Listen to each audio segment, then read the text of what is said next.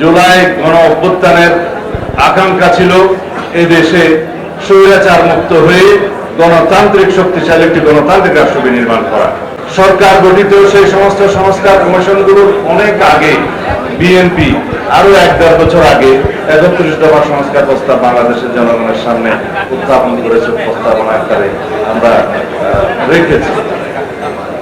তার সাথে বর্তমান সংস্কার কমিশনের রিপোর্টগুলো যেগুলো এসছে, কিছু কিছু হয়তো নতুন প্রস্তাব এসছে, কিছু কিছু প্রস্তাবের সাথে আমরা হয়তো সবাই এখন নাও হতে পারি, কিন্তু অধিকাংশ প্রস্তাব বাংলাদেশের জনগণ ঐক্যমত পোষণ করবে বলে আমরা বিশ্বাস করি।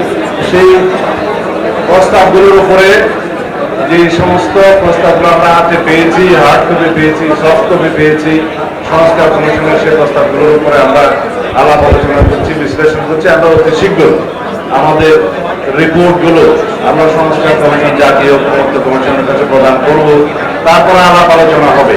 কিন্তু এইখানে আমাদের একটা বিষয়, সংস্কার প্রস্তাবে ঐক্যমত্য পোষণ করা এবং ঐক্যমতের ভিত্তিতে, জাতীয় ঐক্যমতের ভিত্তিতে সেই সংস্কারগুলো আমরা গ্রহণ করা, সেগুলো বাস্তবায়ন করা, এগুলো দীর্ঘ সময়ের ব্যাপার।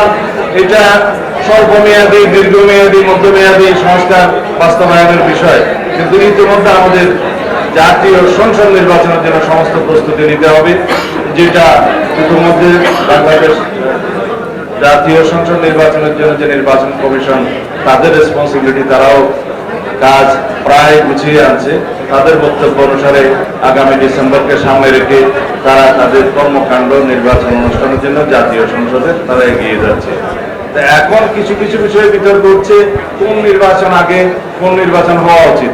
এই বিষয়ে আমরা আমাদের প্রস্তাবনা এবং মতামত বিভিন্ন ভাবে সরকারের কাছে, প্রধান উপদেষ্টার কাছে, জনগণের কাছে উত্থাপন করেছি।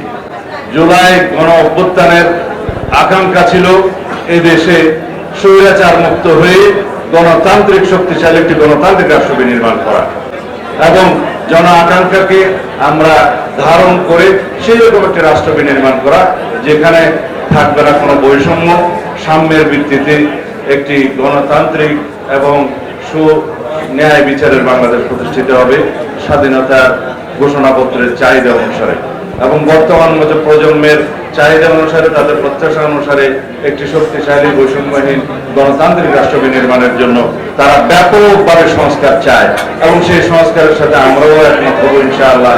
যে সমস্ত সংস্কার জনকল্যাণমুখী হবে এবং দেশের জন্য কল্যাণকর হবে, এখানে কোনো সন্দেহ নাই। সুতরাং এই সংস্কার আলাপ আলোচনা, প্রস্তাব গ্রহণ করা, এগুলো চলতে থাকবে, কিন্তু আমাদেরকে জাতীয় সংসদ নির্বাচনের জন্য একটি সিদ্ধান্ত নিতে হবে। সেই জন্য আমরা রোড ম্যাপ চাই। সেই রোড ম্যাপের প্রত্যাশা আমরা করেছি, বাংলাদেশের জনগণ করে। প্রধান উপদেষ্টার কাছে আমরা সেই বিষয়ে আমাদের সমস্ত আর্জি আমরা আলাপ আলোচনা করেছি, তিনি আমাদেরকে আশ্বস্ত করেছেন। শুধু একটি মাত্র বিষয় আমরা পরিষ্কার হতে চাই, তা হলো মাননীয় প্রধান উপদেষ্টা খুব শিগগিরই জনগণের চাহিদা অনুযায়ী জাতীয় সংসদ নির্বাচনের জন্য একটি পরিষ্কার রোড ম্যাপ প্রদান করবেন।